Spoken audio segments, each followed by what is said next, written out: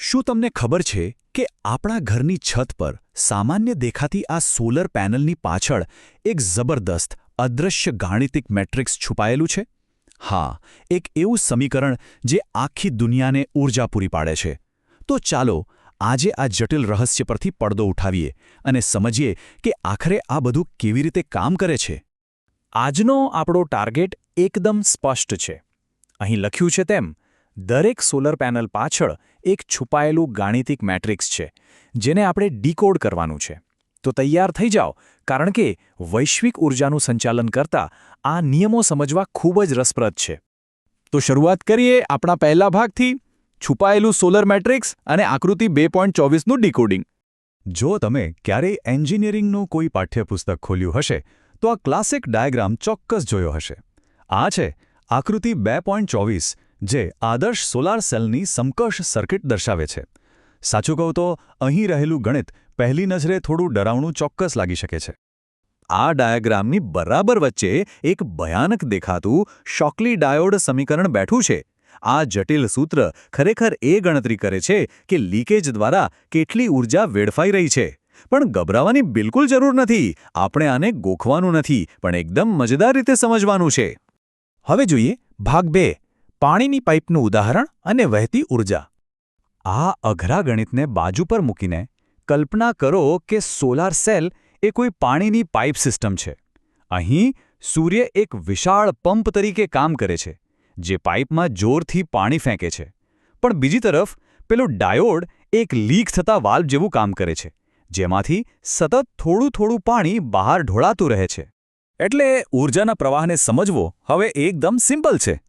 સૌથી પહેલા સૂર્ય પાણીને પંપ કરે છે, પછી પેલા વાલ્વમાંથી થોડું પાણી લીક થઈ જાય છે, અને છેલ્લે જે પાણી બચે છે ને તે જ વાસ્તવમાં આપણા ઘર સુધી પહોંચે છે, જેને આપણે ટેકનિકલ ભાષામાં લોડ કહીએ છીએ. બસ, તો આખી સિસ્ટમનો સુવર્ણ નિયમ આટલો જ છે. આપણને મળતી કુલ વીજળી એટલે પંપ થયેલી કુલ ઊર્જા માઇનસ લીક થયેલી ઊર્જા. જોયું આ પાયાનું ગણિત કેટલું સરળ છે? ચાલો આગળ વધીએ ભાગ 3 તરફ, આદર્શ, જૂઠાણું અને વાસ્તવિક દુનિયાનું ભૌતિક શાસ્ત્ર. અત્યાર સુધી આપણે જે આદર્શ સોલાર સેલની વાત કરી તે વાસ્તવમાં એક મોટું જૂઠાણું છે. હકીકતમાં આવું કંઈ હોતું જ નથી. રિયલ વર્લ્ડમાં પેનલ પર જમા થતી ધૂળ, સખત ગરમી અને આંતરિક અવરોધને કારણે ઊર્જાનું ધાર્યા કરતાં ઘણું વધારે લીકેજ થાય છે. પુસ્તકોની થિયરી અને વાસ્તવિકતા વચ્ચે જમીન આસમાનનો ફેર છે. તો આ સમસ્યાનો ઉકેલ શું છે? ચાલો જોઈએ ભાગ 4, 2026નો આધુનિક ટેક અપગ્રેડ અને એઆઈ ડિજિટલ ટ્વિન્સ. લગભગ 20 વર્ષ પહેલાં એન્જિનિયરો આ જટિલ સમીકરણોને કાગળ પર હાથેથી ઉકેલતા હતા, પણ આજે સમય બદલાઈ ગયો છે.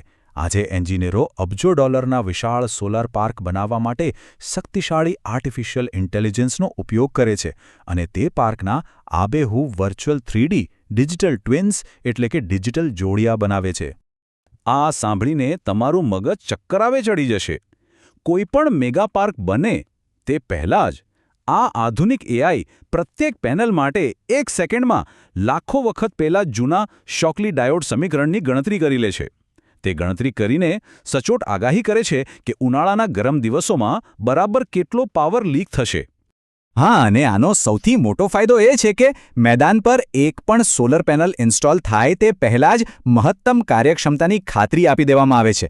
આખી સિસ્ટમ બેસ્ટ પરફોર્મન્સ આપશે એ ગેરંટી જમીન પર કોઈ કામ શરૂ થતાં પહેલાં જ મળી જાય છે. તો આજના આ રોમાંચક એક્સપ્લેનરના અંતે એક બહુ મોટો અને રસપ્રદ પ્રશ્ન ઊભો થાય છે.